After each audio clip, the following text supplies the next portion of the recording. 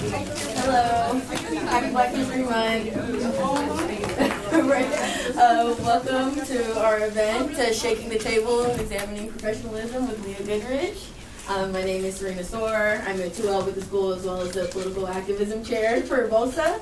I'm honored to stand here today as a rep for all the co-sponsors to this event, BLSA, CRS, PILP, LAMP. I just want to take the time out to say thank you for all of your support and guidance along the way.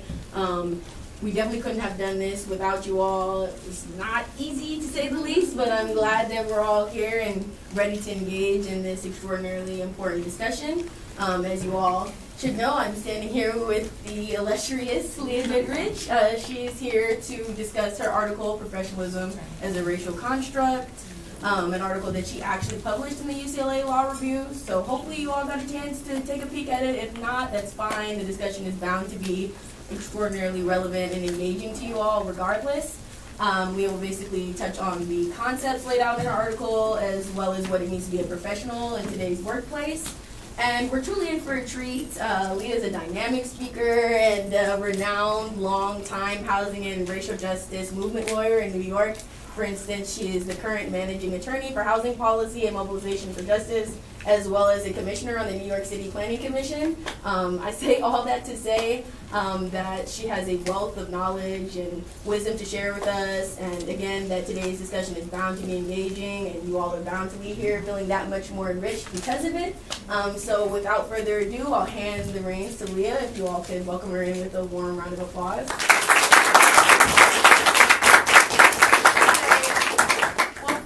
Let me just, can you, is mic working? Can you all hear me?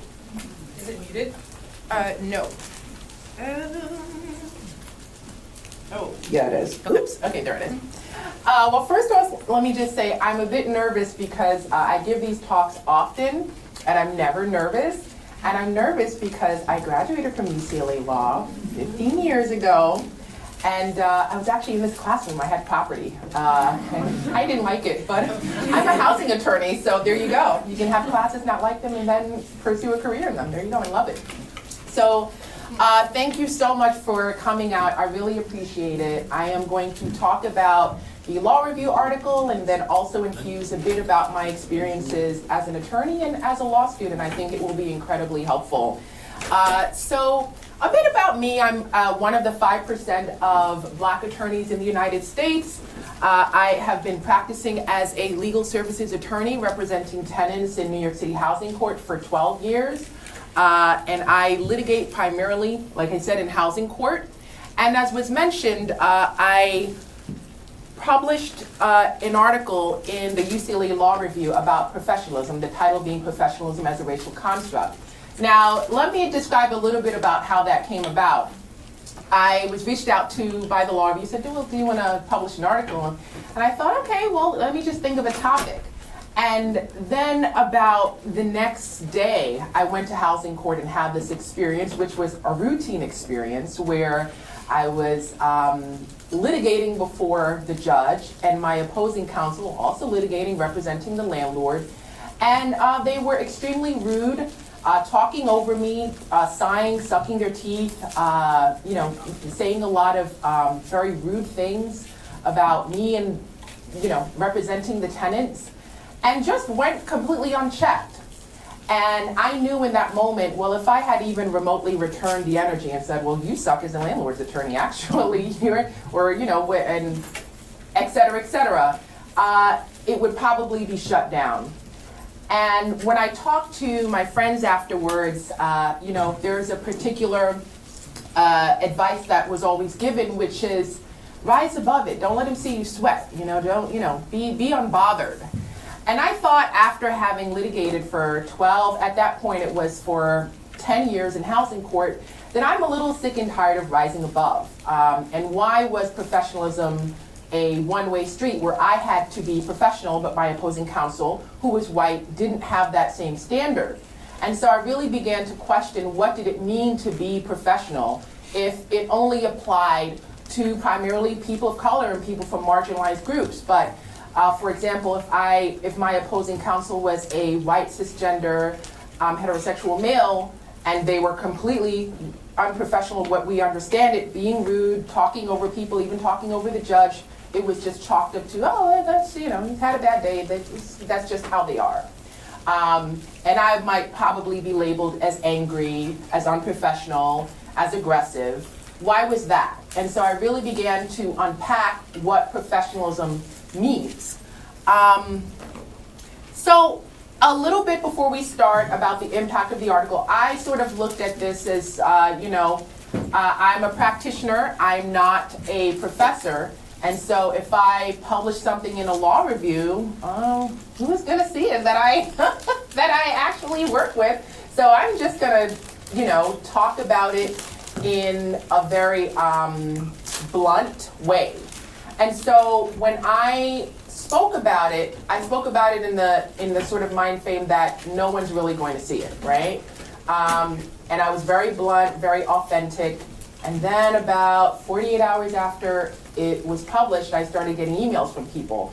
I'm like, first of all, how did you even find this article? And then it went viral on Twitter and LinkedIn. And then people just started, I would sign into LinkedIn, and people who I never even knew or even met would, start writing posts like, I went to work today and I told my boss professional was a racial concept. I'm like, oh my God, don't get fired. It sort of really took me by storm. It wasn't something that when I wrote originally, thought that it would, be this sort of impactful article. But I think in hindsight it was, particularly because I was very authentic and I didn't write it. I originally wrote it sort of like, well, I don't want to say that. I don't want to piss anyone off. And then I just was like, we're at this point where it's been a couple of weeks now, and it's the 5th court experience that I've had. And so who am I protecting, right? So it's now taught in at least 10 law schools. It's cited in a federal case. A couple of months ago, Stanford Law School organized a conference about it. It's won an award from the New York City Bar Association. It's been featured in several magazines, not limited to Forbes, Teen Vogue, Time, The Griot. And most importantly, what I found to be very interesting is that it is well beyond the legal profession. So whenever I do events or people are talking about it, it's not primarily lawyers. It's all kinds of it's really big in the medical profession, and I think that's probably in large part because a lot of medical and health professionals have to deal with bias, specifically from patients. And, there's this sort of like weather through it, if a patient comes and they call you the N-word, it's like, well, just give them the medication, you have to be the consummate professional. So I hear this a lot from medical professionals. And Harvard Law School hands it out to their students. So this is that on the right. So I want you to think, before we begin, if you had to think of a person who is a consummate professional, who would it be and why? And so, what would that look like? Would it look like the person arriving on time, being courteous to colleagues, wearing understated colors? I particularly was advised when I was at UCLA, do not wear neon green to OCI, don't wear like yellow, wear a suit, which I thought, for example, well, what if I was, African and I wanted to wear traditional garbs? Like, is that just, unprofessional? Like, why do I have to wear a suit? So, wear understated colors, wear a suit, don't eat food with strong odor. I got in trouble for this one time. I was eating codfish in the office and someone complained. Communicate, be transparent, keep your head down and do your work. Speak up about injustice. Don't raise divisive topics that may make some colleagues feel uncomfortable. Have a thick skin. Give everyone the benefit of the doubt and be patient when it comes to microaggressions. Don't raise equity concerns. All the time nitpick the institution every day, raising an equity. What does professionalism look like? When you think of the consummate professional, what does a consummate professional look like to you? Are any of the things up here? And so this is what we're going to talk about. And I'll begin by saying sometimes, when they hear the topic, sometimes people are like, well, what are we? Now we can't be, now it's racist to be professional? Yeah. So we delve a bit deeper because I think a lot of us understand the general concept of professionalism. And in essence, what we're going to talk about is how there are other ways apart from that. We should obviously all have certain standards, treat each other respectfully, etc. But apart from that, sometimes professionalism as a concept is weaponized against marginalized groups. So professionalism as a racial construct is a movement to disrupt inequity, classism, elitism, ableism, anti-blackness, racism, and white supremacy in the workplace. Professionalism is a standard with a set of beliefs about how one should operate in the workplace. So while professionalism seemingly applies to everyone, it is used to widely police and regulate people of color in various ways, including hear, tone, and food sense. Thus, it is not merely that there is a double standard in how professionalism applies, it is that the standard itself is based on a set of beliefs grounded in racial subordination and white supremacy. So we are going to talk about three concepts that I laid out in the article. The bias threshold, selective offense, and the reasonable person is white. And I'll start by saying that the article itself really focuses on how professionalism is weaponized against people of color. I've said, marginalized groups, and it's not limited to people of color, but I focus primarily on people of color, so that's what we're going to talk about today. Bias and discrimination threshold. This is a concept where professionalism is based on the notion that one withstands racism and bias with grace and lightheartedness. That means the higher the threshold one has to tolerate bias, the more polished the attorney or paralegal appears. This is particularly the case for women, people of color, LGBTQIA people, and people with disabilities.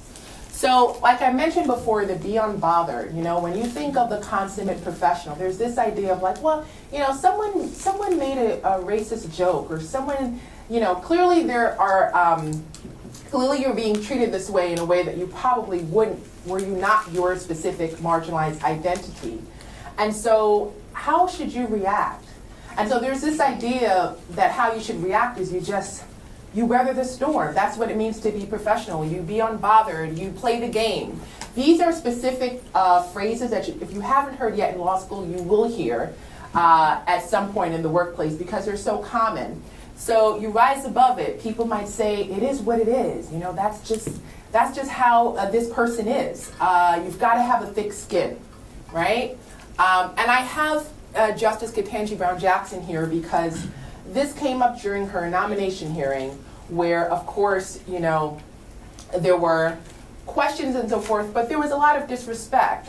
And the question was, could she have been as emotional as Justice Brett Kavanaugh, right? Could she have fuming at the mouth and like, how dare you? Could she have really done that? And I want you to answer that for yourself. What's the answer? No. Right. She would have likely not been nominated or have been labeled as unprofessional.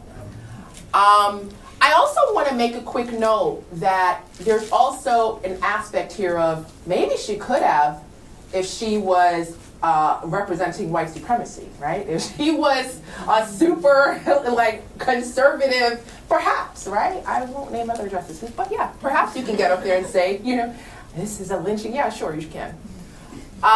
Ways the bias threshold can manifest.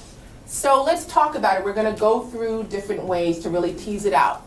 So who determines who has a thick skin? This is an actual direct quote from the article. If attorneys I talked about, before I get into the quote, I've been practicing in housing court for a while, and housing court in New York City is literally like anything goes, unfortunately. It's not really like this high threshold of a standard, and so you may be talking to opposing counsel and they may say slurs, anything goes, unfortunately. And so after a number of years, tenants attorneys wrote a letter to the supervising judge and complained about the behavior of landlord's attorneys.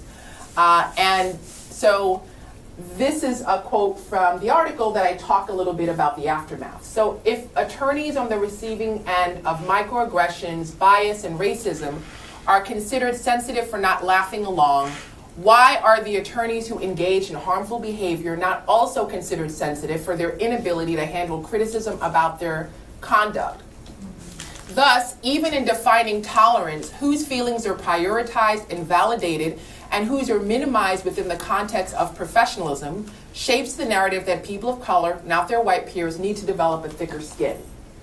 I hate that term, develop a thick skin, in response to someone really engaging in bad behavior. Because it's sort of like, maybe you need to develop a thick skin because I told you about yourself, you can't handle it, and so now I'm being labeled as sensitive because I can't put up with your crappy behavior. But this dynamic that happened in housing court, this is what happened. And a lot of the attorneys who were complained of said, well, back in my day, you know, people could pinch someone on the butt and it was okay. People need to develop a thick skin. And we're like, okay. So this is an example of the bias threshold. And I say this to say that you won't only hear this in the context of the legal profession. You might hear this from relatives, you might hear this from friends. And this is why I think the article is so impactful, because it isn't really just limited to the legal profession. I know that I've had so many instances. I was the first in my family to graduate with a bachelor's and the first in my family to go to law school, and I would call and complain all day about law school drama, and it was that was when I had the rude awakening lesson that, oh my God, I have now, this is now, law school was a very tough experience for me. I was actually in, I think it's called like the special section. I thought I was gonna flunk out. I got like a C for the first time my first year. My dream was to be on the law review. I like didn't make, I mean, it was just like a very hard, rude awakening for me. And it was probably the first time where I was like, wow, I don't think I'm as smart as I thought I was. This was the first time.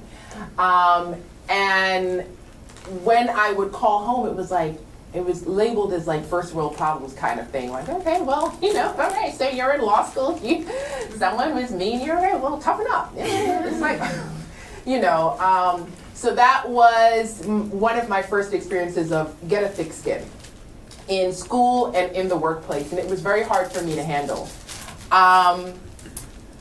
Okay, dismissing bias concerns as childish. This is another aspect of the bias threshold. So like I said, back in my day, people could take a joke or two, right? Making it a generational issue and infantilizing when people raise equity concerns. So this is a millennial thing, that's another thing. You know, like I said, infantilizing people who raise bias concerns. I had it twice as hard. Let me tell you, you're definitely going to hear this in the legal profession, whether you are at a law firm, at a nonprofit, wherever you are. There are going to be lawyers with more experience who are going to say this phrase. So it was a very annoying rude awakening for me, because I'm like, okay, well, you know, like, shouldn't we be setting the standard? Like, why do I have to have 100 cases? And people, well, I had 1,000 cases. Like, okay, all right, this isn't working, right? But this happens with equity concerns too. You might go to, you know, for me, I went to older Black attorneys, and I'm like, well, this happened today in court, or, and they were like, yeah, when it was like, well, I actually had that, and it was twice as hard, and, you know, and here, you know, what do they say? That's just how they are, or, you know, be unbothered, or be professional, don't let them see you sweat, be respectable, which, you know, when you're going through it, it isn't particularly helpful advice, right?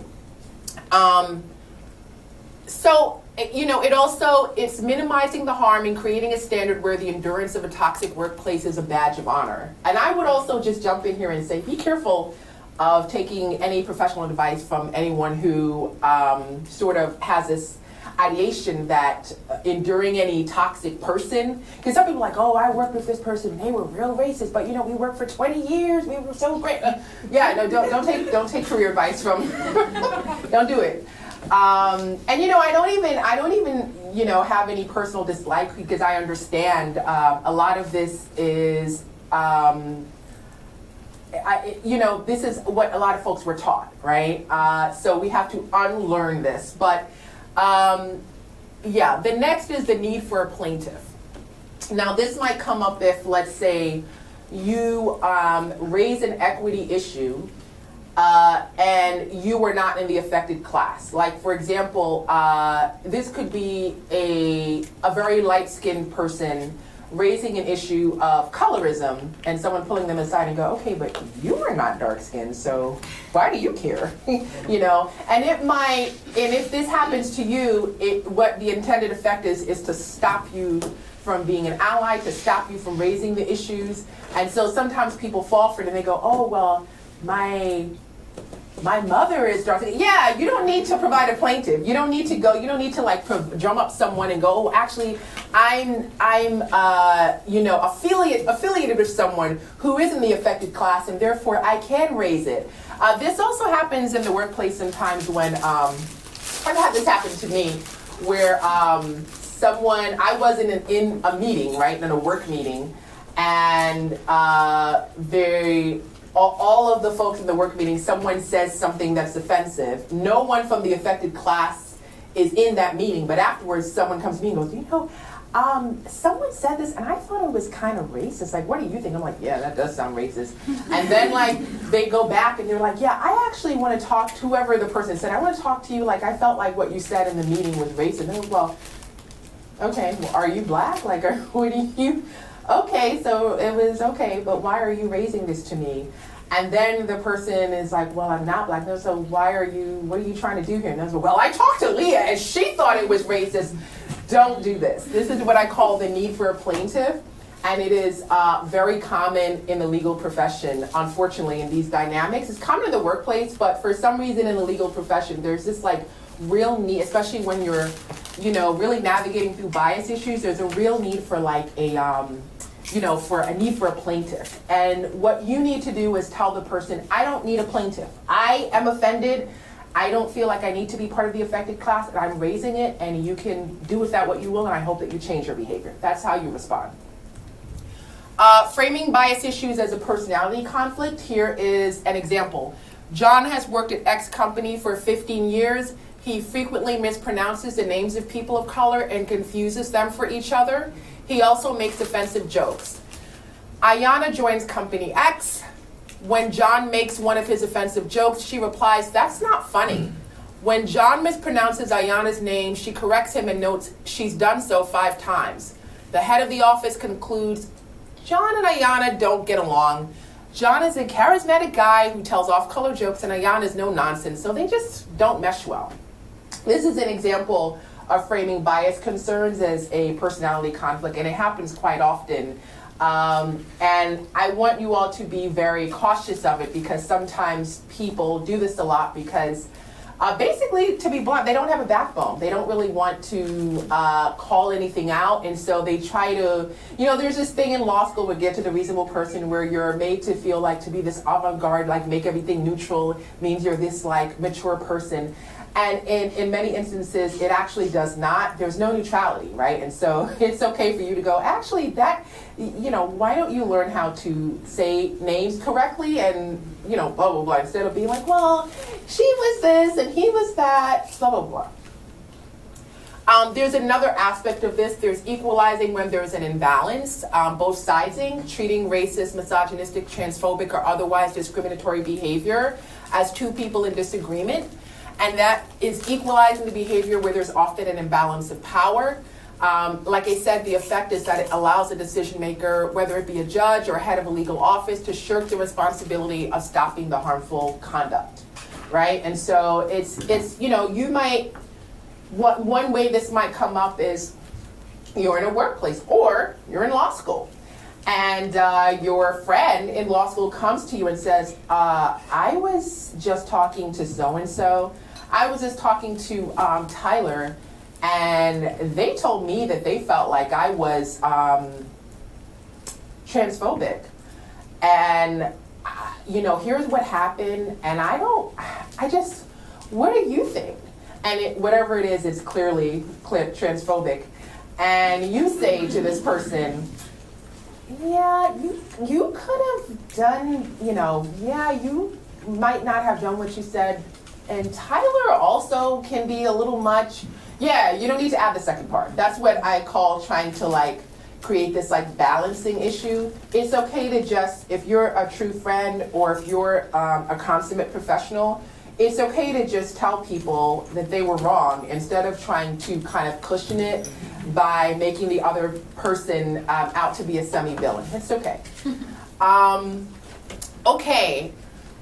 And I want to give an example of this, okay? This is an example of how the bias threshold causes division among BIPOC in the workplace.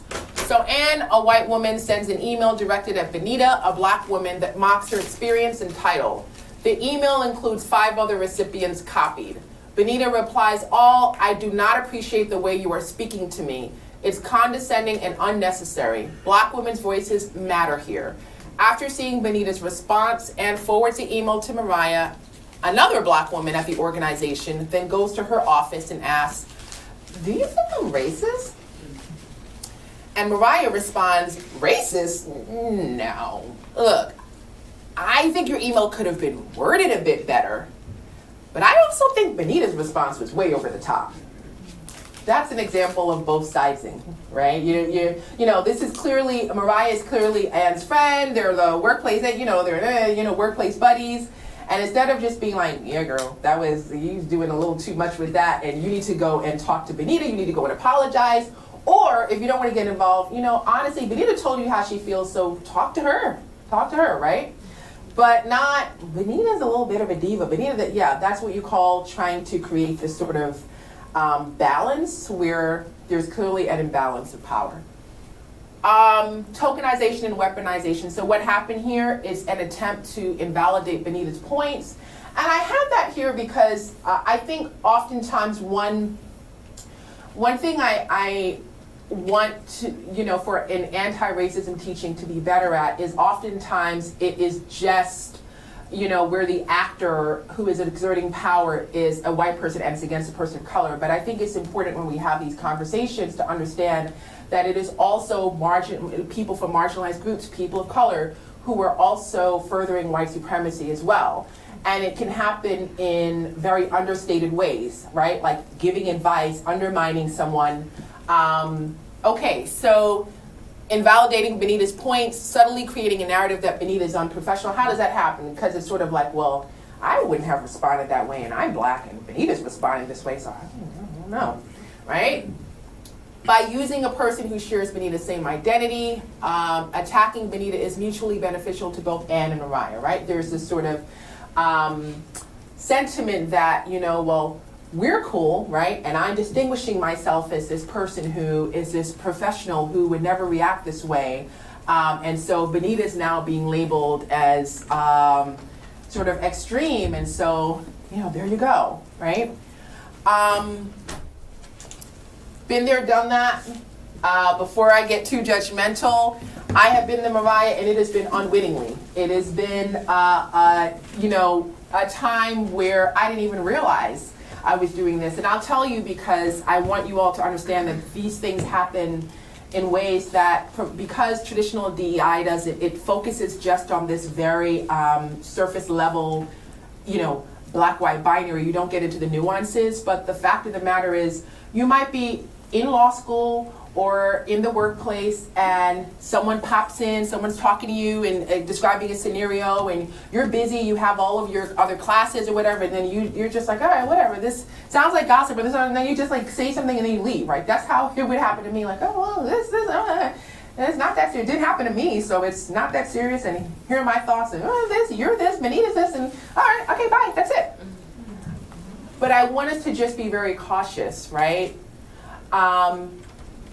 I will put it for you this way. Anytime someone comes to you to ask your opinion of someone else raising equity concerns to them, you should always question why they're asking your opinion when the other person has already told them, I think this is an equity concern. What is the purpose of that? And pretty much there's never really a good purpose, right? And I want us to all think about the fact that everyone has their own standard of mistreatment. You might feel like I don't want, in any relationship at all, like I don't want people to treat me this way, and someone else might really take a high degree of mistreatment, and that for them is fine. And so everyone has their own standard, and so, I say that to say that when someone asks you for your opinion about someone else basically saying that they disrespected them, You always have to be cautious about if you're giving the opinion, well, no, actually, I don't think it was that deep. What exactly are you contributing to, right? I also want to say, if you are, right, the other angle here is let's support Mariah a little bit, because sometimes the other aspect is you might also be the person that people consistently come to with these scenarios, like, well, this happened today, and then it might be the next day, well, something else, you know, and it's framed as like the drama, and that is, oh, well, here's what, and then you kind of just get tired because you don't have the capacity to constantly, you know, sort of like wade through and think through and give advice. And so you're just like, oh, well, whatever, right? That's another example. And so what I think is important is that you set boundaries. Like, I don't want to be this person, and start doing it in law school, right? If you have someone and they're constantly coming to you, well, this happened today, what do you think? Yeah, I got to go to class, right? I have to go to class. I have to do my work. So set boundaries and be aware of shadow work. That's an example of where you're doing a lot of labor and it actually isn't contributing to, it's in the shadows. You can't put it on your resume. You're not being given credit for it. No one's like, well, I go to Amy all the time to ask her to give me advice about these issues that happen with equity in the law school. Yeah, it's shadow work, right? But it takes up a lot of your time, a lot of your emotional labor. So beware. It's also what I call the Gone with the Wind, the supporting character. You should be aware of it, because when you operate in the workplace, the way how this plays out is you start, you know, being this sort of undercover shadow expert on DEI, basically. And when it comes time for you to be thought of as the expert on something substantive, like whatever it is your area is, you're not. Because, you know, you're being pegged as this person who like gives this like advice and goes to their office and makes people feel great, even though you might not realize that that's what's happening. So I just want for everyone to be aware of that. Everyone also, even if you are the person going to the Mariah, be aware that this is creating a dynamic. So before we move on, just a quick rundown for the bias threshold, because it was a lot. The concept of having a thick skin, dismissing people who raise bias concerns is childish. I had it twice as hard, so you should too. The need for a plaintiff, framing bias issues as personality conflicts, and equalizing two people when a power dynamic is driving their interactions. I have this up here because this is actually a visual image of instances where people, you know, have been framed as unprofessional. They're all people of color, and you know, think about in these instances how this is the lady here in the green dress. She this is her longtime colleague. They're both anchors, and somehow like a monkey came on the screen, and she was like, "That kind of looks like you," like on the live thing. And so then he kind of had to react, and then she gave, this is the apology. And you know, and there's this thing of like, well, what if you say, I don't accept what if you want to say, I don't accept this? You know, I don't like, that's another example of how professionalism plays out, because there's this concept, well, you have to be gracious, someone's apologizing. You're like, I don't think that you were ignorant. I think you, what if you want to say, I don't think you were ignorant, I think you knew what you were doing, and this is not enough for me. And then people might say, actually, you're unprofessional for not accepting the apology. That's another example. Okay. Selective offense. Where am I on time? Okay, I have some time, yeah. Selective offense. Selective offense is the normalization of racist, misogynistic, ableist, or otherwise discriminatory behavior, while the denunciation of said behavior is seen as disruptive. I think we really saw this in June 2020. There were a lot of institutions that have had the Johns, like I said, the John and Ayanna, for many years have done nothing about the Johns. And then when June 2020 rolled around and people were really raising, after the murder of George Floyd, and people were really raising equity concerns, a lot of the attention was, well, I don't think your tone is correct. I think this is just, Rome wasn't built in a day. I think this is just a lot about how you're raising. I think the signs are a little bit too aggressive. And it's like a lot of scrutinization about the response to inequity more than the actual inequity. There are 4 stages of selective offense. The first is people minimize and fail to admonish the harmful behavior. That's like the John mispronouncing people's names. The second, I think, is very helpful for us to understand is people impute charm or innocence to the harmful behavior. A lot of times when you work in these workplaces and there is a well-known person who, like I said, is transphobic or racist or misogynistic, people impute a lot of charm. People go, oh, he's an affable guy, he's this, he's that, yeah. Oh, he tells a lot of jokes, and he's a little, yeah, that's imputing charm, right? That's kind of making a villain not a villain and giving them an innocence to their behavior. That's part of it too, that's the part two. Even the most clear-cut inappropriate behavior could be likened to humor or quirk, not deemed harmful. It is instead attributed to the personality of the person perpetuating the harm. The distinction between personality and behavior is crucial because many people believe a person can correct another's behavior but not their personality. So like I said, you know, oh, that's just how they are. You know, they're kind of quirky, and quirkiness includes being racist. People accept the harmful behavior, and stage 4 is any challenges to the harmful behavior are seen as a personal character attack rather than rectifying harm, right? So this another way of framing this is making a workplace villain, right? You know, I want us to think about let's think about that first question. What is the consummate professional? And there's a global workplace belief that we're all led to believe that a professional is making the workplace better for everyone. Okay, so then what about when an employee challenges a practice or culture that's harmful to other employees? What about that? That's not professional. That's someone who's being disruptive. That's you know.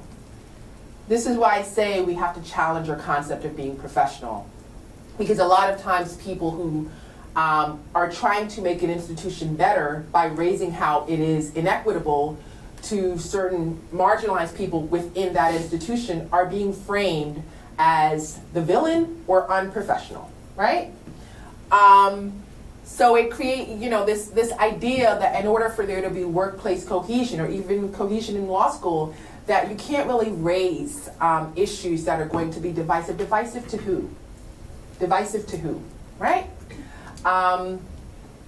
So, you know, another example of selective offense, like I was mentioning before, I don't like to talk about how white supremacy operates by only talking about it through a black-white binary. Another example is, you know, you might be a person of color, you're in a workplace, there is another person of color, and they are being underpaid, not being promoted. You had a slight disagreement with them over something one time in a workplace meeting, and then after that, you are literally their like villain for life. They refuse to talk to you. They go out of their way.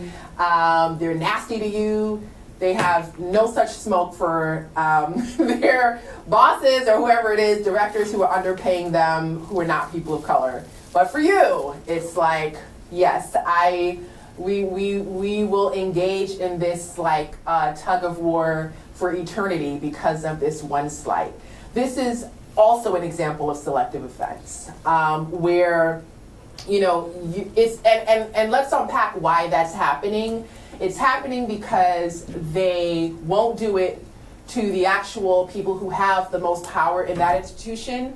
So they feel like they will exert their power on the least powerful. And that's you, right? That's you. Just a show of hands, who here has had that experience? I have. Okay, yeah.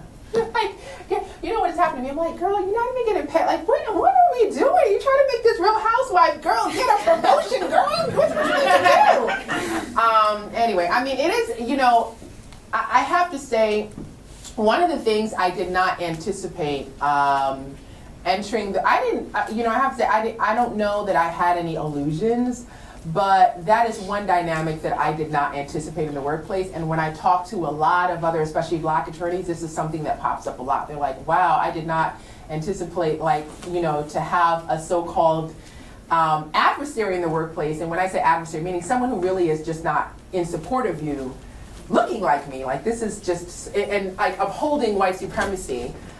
This might also look like if you if you are the person after George Floyd was murdered raising like, actually this institution needs to get better, and they jump up and they're like, oh, I'm Asian and I feel like it's just fine, you know, in front of everyone, you're like, why are we doing this right now? This is an example.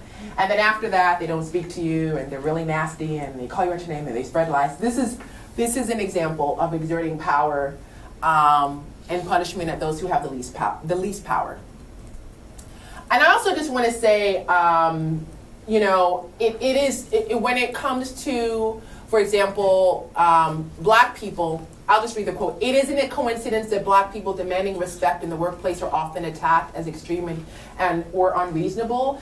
There's a real line of attack, especially when it comes to black people, of labeling black people as in ableist tropes, right? As unhinged, just really extreme, as irrational. And I want you to know that that is not historically disconnected from the fact that there was actually a made-up disability during the antebellum era called drapetomania, where literally it was considered a mental disability for an enslaved black person to run away, to seek freedom. It was, and I mean, like, people were really sitting around like, but why would he do that? Like, why? It's so comfortable. I'm serious. It was like, it's so comfortable. I just don't understand. Like, what would go through? What is out there? Like, he's not going to have the comfort. They can't enter into contracts. I'm serious, because I've actually read through like a lot of the historical, and people were really like, why? But I just don't. There's something. They're just not. This is how it would be. And today in the workplace, this happens, right? Well, I don't understand why she's unhinged, like, oh my God, I can't believe that they got up there and like demanded equity. Oh my goodness, this is how it happens. So justice is blind and the reasonable person is white. I want us to think of that picture I had of Colin Kaepernick before when we enter in this last piece of the discussion. So any marginalized identity is deemed political. I want us to determine, because I was like, since when is just existing political? Like what makes like me political by being black? Like being political is like a constructed, like someone is offended by something. Someone makes this a controversy, so therefore it's political. So I think that that's important to say, because political is deemed this sort of code word for saying, well, this is something we should discuss in the workplace. So this means that any marginalized identity is considered political. So talking about it in the workplace is disrupting workplace cohesion, right? So discussion or politics, like I said, in the workplace is deemed inappropriate and a disruption to workplace cohesion. It becomes unprofessional to be race conscious. So I want to talk about this. It's easy to talk about this in a sort of like corporate environment, sure, but I want to talk about it in a nuanced way. This happens often a lot in the nonprofit sector, and in particular with social justice organizations. So, for example, there's this real idea that like racial justice isn't real work in social justice institutions. So, for example, if you work in a social justice institution, and there are literally people who will have this idea that, yeah, sure, you filing motions about, what's going on for the client. You filing motions representing like tenants who are getting evicted, fine. But like holding, anti-racism workshops, that's not being a lawyer. That's not racial. That's, what do we have to do that for? Or putting in the motion that the client is Chinese American and is being displaced from their neighborhood, largely as other Chinese Americans are. Like, that's not, don't get too much in the judge's face. Let's just be professional here. This goes on a lot in social justice institutions, believe it or not. And because of it, litigating for 10 years in social justice without ever naming in a legal motion that your client is a person of color or ensnared in systemic racism is an example of white supremacy at work. I want to say I faced this a bit in law school. My specialization was critical race theory. And if your specialization is critical race studies, please keep with it. It was just so foundational, and I learned so much here that even like 10 years later, there's things that you just won't learn anywhere else. and that were really foundational to me understanding my work in a way that even if you're a person of color, I mean, I am from Brownsville, Brooklyn, which is one of the lowest income parts of Brooklyn, and clearly in black. I mean, I don't know if anyone didn't know, but, and I, you know, just because what I mean to say is, just by existing, it doesn't mean that you somehow like have the knowledge, right? And so studying critical race studies was very important for me, but you will encounter people who will, you know, the same way that you have the rhetoric of real America, you know, there's also a rhetoric of what it means to be a real lawyer, and it doesn't include like anything that's not economics, right? Yeah, and I would really urge you to ignore all of that. It has been the most helpful education that I could have had, and I'm really proud of it. And I just want to say, if you don't advocate, right, and you're the social justice person, who will, right? So let's end by talking about how to disrupt professionalism as a racial construct. I want you to think about, who are you in the park dynamic, right? Are you a target? Are you a bystander? Are you Benita? Are you a bystander? Are you accomplice like Mariah? Are you the challenger like Benita? Are you the perpetuator like John, right, who mispronounces the names? Who are you in the park dynamic? And, you know, I mentioned this before about, you know, when you are the Mariah and people might come to you often and ask you to do the shadow work. So let's talk a bit about making of an expert. The Grutter, you know, there was a decision on many years ago, before this current one, on affirmative action. And the role of people of color relegated to teaching, explaining, and analyzing when issues of inequity pop up in the workplace. Just be aware to disrupt that and the emotional labor and shadow work. This also, let me see, shadow work doesn't lead to promotions, like I said.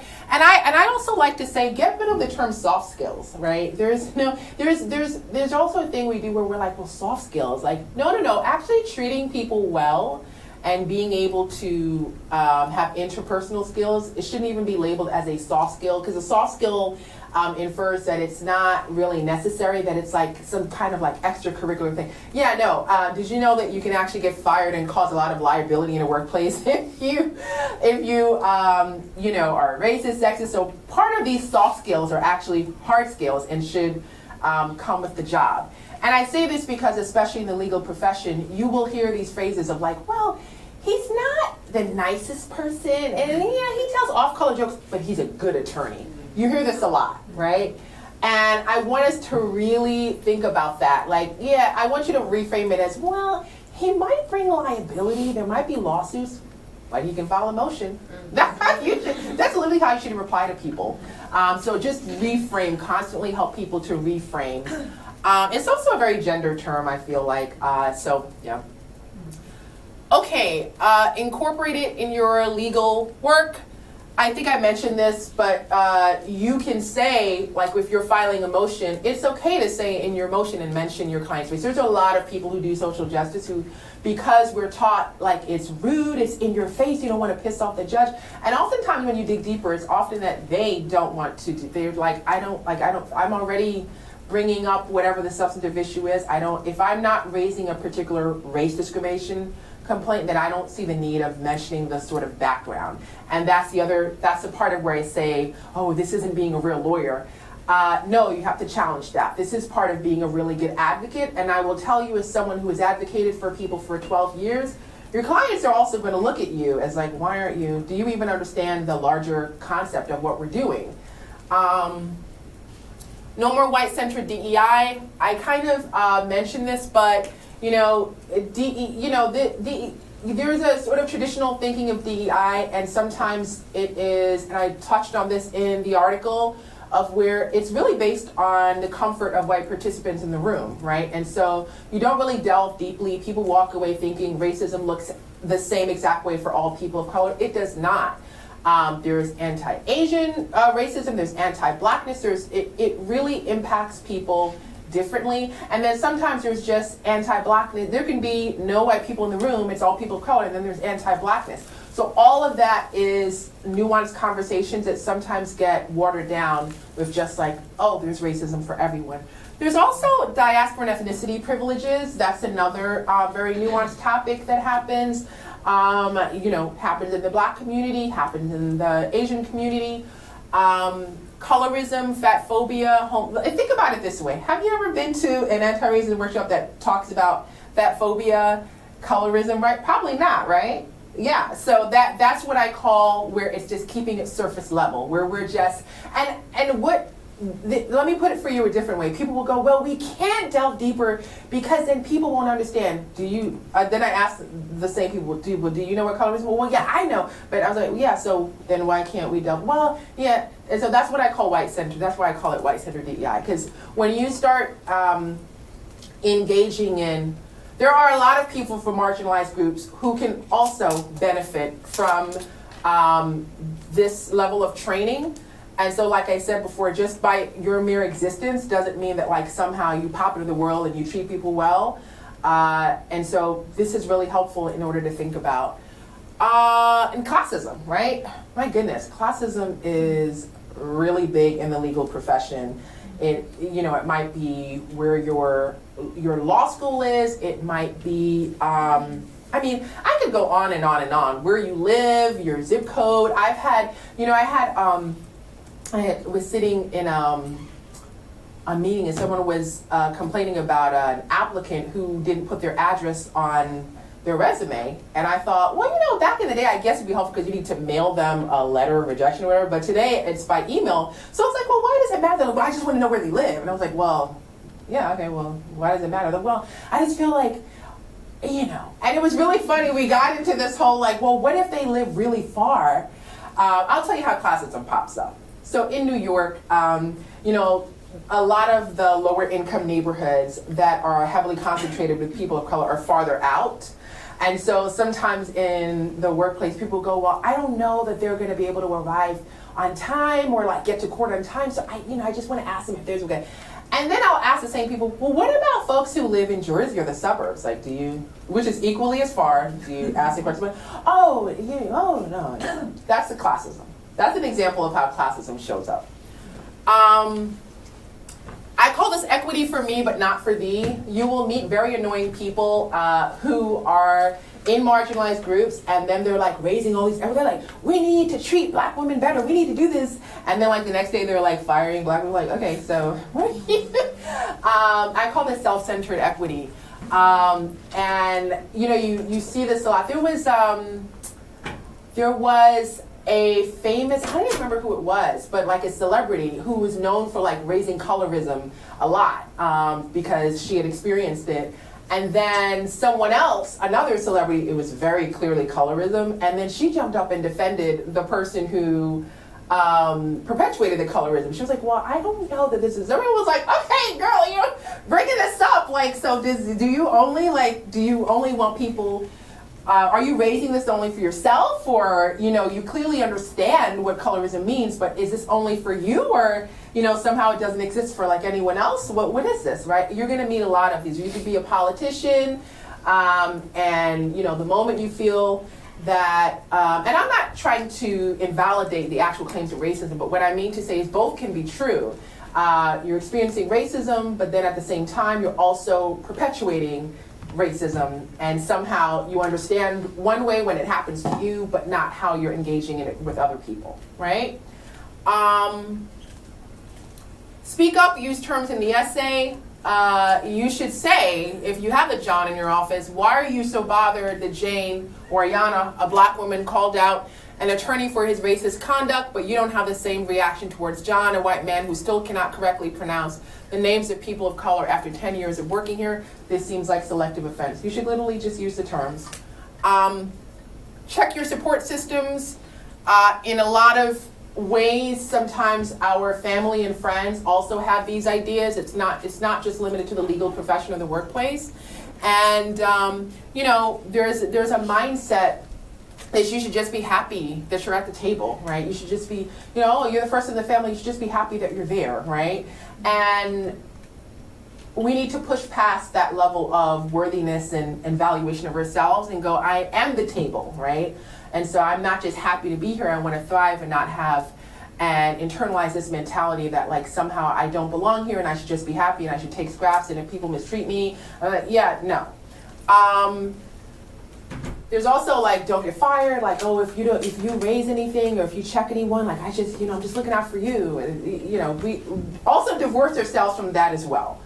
And then there's also, is this your first time dealing with racism? You might confront, so you might talk to people about an experience you're going through. Like, well, it is what it is. People like, well, this happens every day, so why are you taking this? So, move on.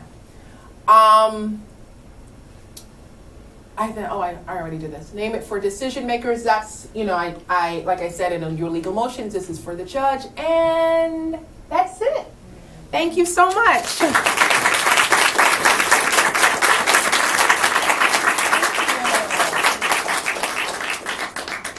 So thank you so much. I am happy to take questions. Actually, could you go back to the last slide about Sure. like how to bring that up in a court? This one? Yeah. Yeah. Your Honor, opposing counsel has interrupted me several times. There's been no warning of contempt or forcing them to leave the courtroom. Are my client and I expected to silently endure this bias threshold? I just want to say as well, especially if you're a woman of color, and you're engaged, you're experiencing this in court. There's also this dynamic of where if your client's there, this actually happens often. Your client, who might also be a person of color, who might not, they're watching this happen, and then they reason, they're like, I don't want this person. They actually go and they go, I don't know if I want this person to be my attorney because this is no offense. This is what they say. This is no offense. This is no, but I just want the best representation. And clearly, like the other side, they're really aggressive and they didn't really say anything. So I think I want a different attorney. This happens all the time, actually. And of course, you're not saying anything because you know that if you get as crunk as the other side, you know what you're going to be labeled. You know the consequences. But this happens. This happens quite a bit. There are clients who go, I don't. And then I know because I'm a supervisor, so I get the clients come back. Well, I was in court, and I'm like, well, why do you want a different attorney? And then when we really unpack it, they're like, well, my own attorneys came out really out the gate, and I just. And the attorney seems shy. And then the person they're talking about, I know for a fact, is not shy. These are the words they use, they seem this. And I know, and I can already sense what happened was there was misogyny, there was and the person kept their composure. But the client's takeaway from this was the other side walked over my attorney, and I don't think this person is going to really be able to represent me. Let me just say, as a person who this has happened to, I now get crunk. I serve it right back. And I will say, I haven't had any discipline. Nothing happens to me. There are ways to be crunk and get right back. And of course, the other side's like, what? Because they're not expecting this.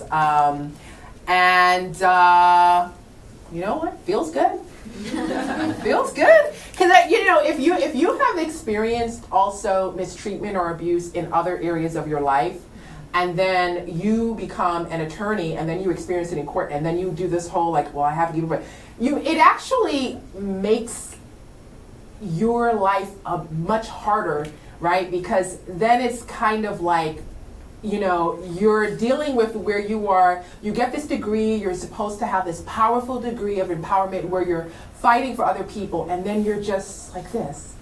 And then your reaction to being abused, basically, is you feel like you have to freeze and not do anything. And it's actually extremely disempowering. And it really, if I may be candid, fucks with you a bit. It's a mind fuck.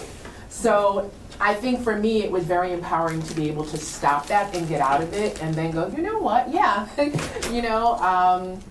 You're talking about my litigation skills. Let me talk about yours. And I'm most happy because now that I've been, it's not saying new people on my team who know how I feel about it. So now when we go to court, I used to have to pull people aside and be like, let's fight them back. They don't even need it anymore. Now they get real crunk. I have women of color. I went to court the other day and someone randomly made a comment about their experience level, and then they literally, before I could even say anything, they shot back and who the hell are you? You just got it. I was like, oh, okay, good. I was like, okay, this is what it's about, right? It's okay to do, and who are you, And then if they go complain, yeah, and I was responding to you, what's next? And then they literally had nothing to say, but it can be empowering, right? It can be empowering. So questions? Yeah, similar to that, when it's like by your employer, do you just kind of say it like it is and then take your chances with that, or? No, I am definitely a speaker outer, like I'm a disruptor. Okay, give me an example, and I'll tell you exactly how. In the example you used of the meeting where you like said one thing to your boss and where you disagreed with them slightly and now they're treating you like a villain. Okay, all right. So, one thing I might do is because that's the other thing, abusive people, this is another form of like abusive people, right? Abusive people, this is another form of, they operate like they're expecting you to be silent, right? Not because in order to raise it, they know that like when you raise it, oh, well, you're the one who looks right. So I break the silence, right? And sometimes I just go straight to the person. I'm like, hey, I saw you twice and I said hello to you and I didn't get a response back. Everything okay with you? Because I make it, I used to make the mistake of what did I do like to make them feel better, but I know I didn't do anything, so is everything okay with you? And then you're like, oh yeah, I'm like, okay, all right, I just wanted to make sure. And then maybe the next time I see them, hi. That's it. Just like break the silence and the anonymous nature of it, kind of.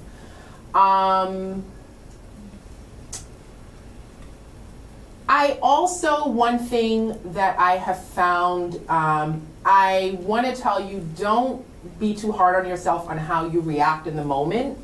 One thing for me was I realized I'm like a fighter, like as a person, but when these issues would happen in the moment, I would sort of like be sitting there like, wait, is this a thing? I'm trying to like process it, and what I would do is right after I would go to a trusted person, relay what happened, and then let them tell me and validate for me, like, oh, I thought this.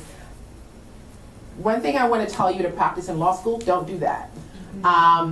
Don't rely too much on other people to validate how you feel. If you feel mistreated, you feel mistreated, because that's where all of this, like, oh, it is what it, people are going to tell you, oh, it's always not that, or some people might go, yeah, that was really ridiculous. And then you're like, okay, well, now I want to talk to them, I want to file a complaint. Oh, no, I'm doing too much now. That's other people's, you have to get experience and empowerment in standing in how you feel without other people validating whether it was painful for you or not. So that's one thing I will tell you. That's a mistake that I spent many years doing, of like constantly going to someone else, having them draft my email response to the person. Because then you're like, well, I don't want to look unprofessional, right? But I do want to like fight back. I want to tell the person, I want to email them. It's also a lot of time wasted. So now I just let people know, spend 5 minutes, and literally just force myself to move on.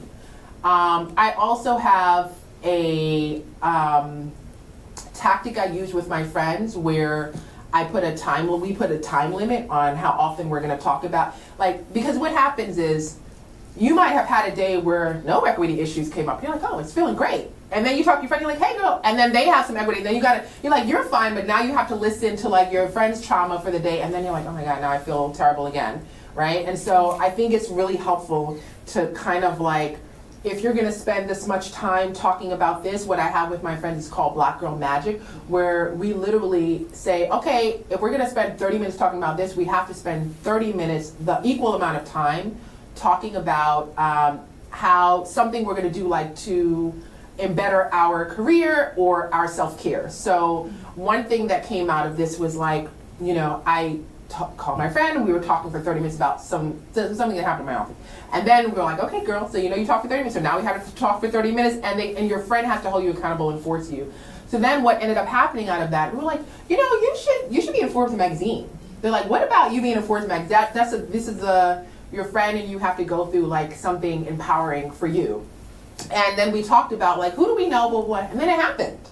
Because I think it's also a source of empowerment. Like you don't want to spend because when you spend, because you have to keep in mind, the people who are often engaging this, they're not going home thinking about it. They're, we spend so much energy just thinking about it, and that's part of the power. And part of taking the power back is like, yeah, I told them off, I told them about themselves, and now I'm moving on, and I'm going to focus on myself.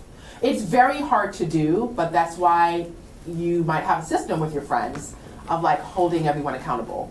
And so just carrying that forward where there's a power imbalance, which many of the students here will face when they're out in the field, right? And so you will get someone from HR or from someone in, you don't even have to take it to an authority, but someone who's invested in the power of the person who's delivering this behavior, who will try to mediate it rather than see it mushroom.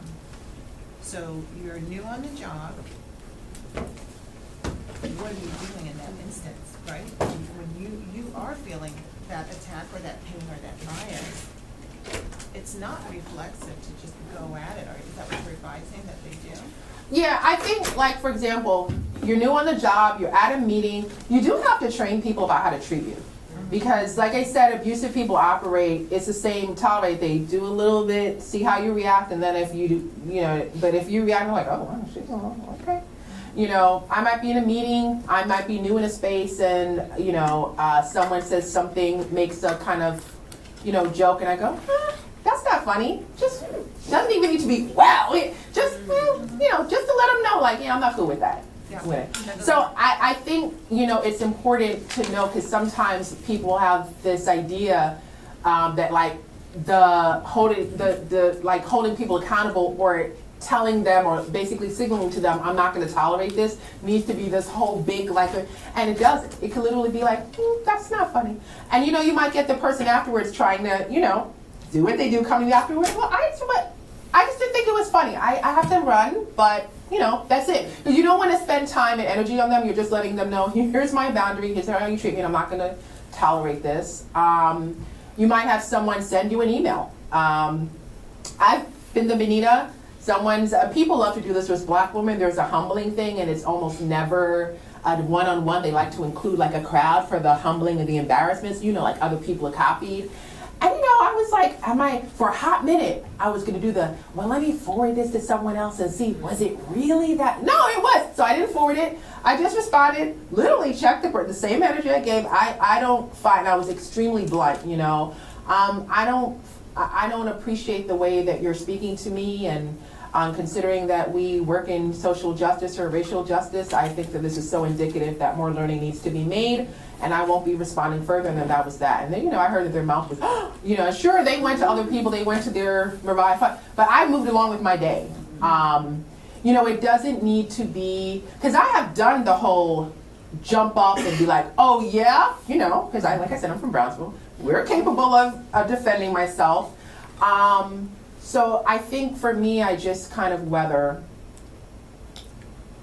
there's different ways of pushing back, and it doesn't always have to be, and you might, right, and you might, you might have people, this is another thing people do with Black women, oh, well, she can't take a joke, and it's,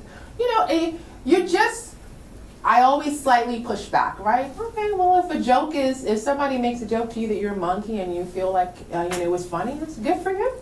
People have literally said that, oh, you can't take a joke. Oh, but, yeah, I could take, but, if a joke to you is calling, the N-word, that's good for you, girl. Good for you. I gotta go. And that's it. I can listen. Sometimes I'm nice, nasty. Sometimes I'm Cardi B, whatever. But it's like literally whatever day it is, like I have a little, bag of tricks where it could come out, So so where I'm talking about the reaction, like I said, I've learned not to hyper scrutinize and police my own reactions. Like, oh, I didn't do it in this like Obama level speech. And yeah. So what? I got a little crunk, and they shouldn't be messing with me. So whatever. And that's it.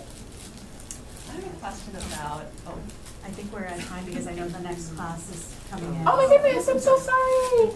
Do we have time? Yeah. Okay, because I know people also have to get to their 1:40. Yeah. If there are students who have questions, I was just curious, I found your tips on how to kind of handle the burden of dealing with, this kind of abuse, very helpful. That's so concrete, like the 30 minutes. But if you're working kind of in an internal space to change policies that take time. And I'm wondering, and in some ways I think that's almost more exhausting because it's like your own home than like if you're externally battling like a business council who's abusive too, right? What kind of, and I know people are like, I just can't, I'm not gonna deal with it anymore. It's not, I'm too exhausted. Like I'm kind of curious if you might have ways of thinking about, and not just doing the shadow work, obviously, I think you addressed that really well, but just when you want to see policy change internally, you see us having like really bad DI impact. So one thing two things I want to make clear. The first is, if an institution is toxic to the point of where it's not going to make a change or whatever, it's time to think about leaving. So I just want to make clear, I don't want people to feel like, the whole thing is to stay in toxic situations and how to navigate those waters. The main part of it also is to leave. Like part of valuing ourselves is like, okay, I'm going to leave. But a second part of that is when you're in these institutions, pushing them to, because a lot of these institutions, they want the employees to do the work of what would be a DEI person. They don't want to hire anyone. So what that means is everyone has to, do this extra work of being on a committee, and they see it as like, oh, well, you're putting in the work. Yeah, no, this is all like someone that should be a position. So I would say to push that institution to hire that, to make a commitment to it. Because in actuality, sometimes even HR is not equipped. Because HR is oftentimes the arm of the institution. So their whole goal is to protect the institution, and they're viewing protection as protecting abusive employees who might lead that institution in liability. So it's really important to get them to hire people to do that labor.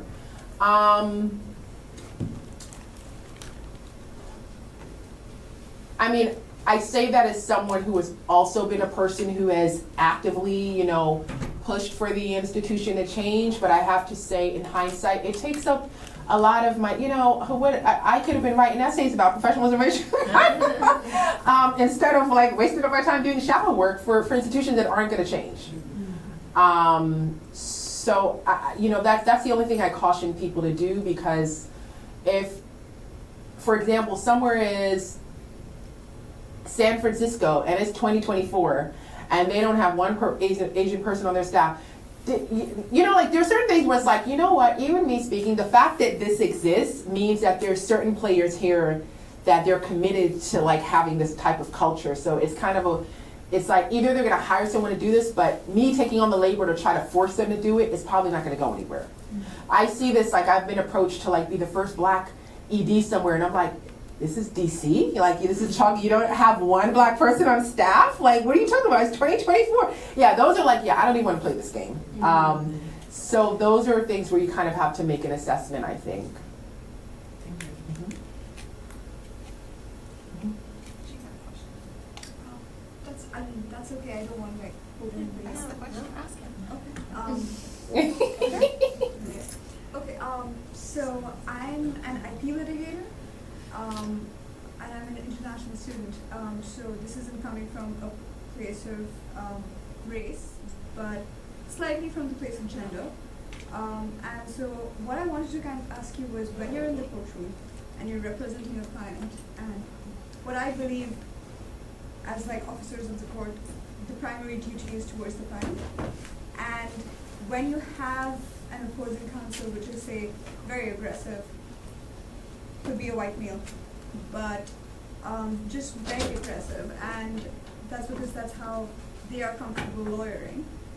You have a choice to make in that moment, which is either to, of course, it just depends on the circumstances as well, but when you have the choice to either keep your composure because that's best for your client, or behave that way is best for your client, as opposed to feeling like, maybe you should respond back for your personal reasons. How have you in the past navigated that in most occasions, obviously, it differs from occasion to occasion, but like how have you navigated that line? And what are the dilemmas that you face in your practice? Because it's not always black and white. Yeah, I'm glad you asked this question because a lot of times I did follow to keep my composure, and what I didn't realize is the client isn't looking at it that way. They're looking at it like my lawyer was just shouted at, yelled at, and didn't respond, and I have this concept of a lawyer being a fighter, and so they're not even fighting the landlord. I thought, right, especially, you know, my family background, like they would just, if I were to tell them I'm yelling at someone, they'd be like, what? Like, you know, and so I'm coming in with this version of like what it means to be a professional, and also I'm a woman, you know, and I have to say, I think what I learned much later on is it really was ran counter to, I think, what a lot of clients kind of thought. I will say this much. When I challenged opposing counsel, and again, you can challenge them in various ways. It could be small, you know, they might make something, you could make a joke, well, I don't think so, or you could be like, actually, I'm not gonna take it, you know, it could be various ways. But I remember the first time I really challenged, like, you know, they made a joke. I think they made a joke about my client having Section 8. And my client was standing right there, and I responded, and I was like, excuse me, but I don't feel like that, you know, I raised my voice, everything. And I remember, like, right after, I was like, oh my God, my client, so, you know, blah, blah, blah. And then, like, my client and I had to go, like, aside. I was so shocked. My client was like, you told that girl. I was like, what? I was like shocked. I was ready to like I was starting with like, they like, you told him. And I was like, wow, is this what I'm saying? I was like, I you know, because I'm thinking like, this is wild. Like, I can't believe I just did that. So I think I don't know, people, I think we also need to understand we're not doctors. People have, specifically the average person has this idea in their head of a lawyer as a fighter. So what we're taught in law school oftentimes runs counter of how we're supposed to act professional, often runs counter to what the average person is thinking of. So, and then sometimes the other thing is some people, if you're quiet and you keep your composure, sometimes people think you agree with whatever it is the other side is saying, or you don't have that much of a problem. So I'm like, what's going on here? So I have to say, in my experience, as someone who was like, this used to happen all the time, and I was like, no, you're not gonna get me to like act in these stereotypical ways, and blah, blah, blah. And then when I finally did react very strongly, I was like shocked. And then after that, I just did it all the time. And clients like it.